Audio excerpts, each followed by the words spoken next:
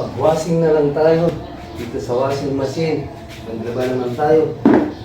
I-washing na lang.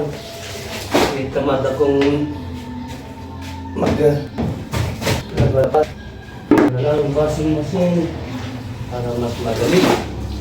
Maraming trabaho. Kaya ganito na lang gagawin natin. Kung binabat ko ay ilagay ko na sa washing machine.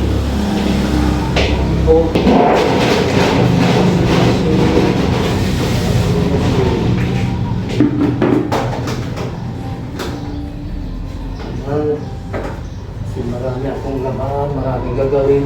Go!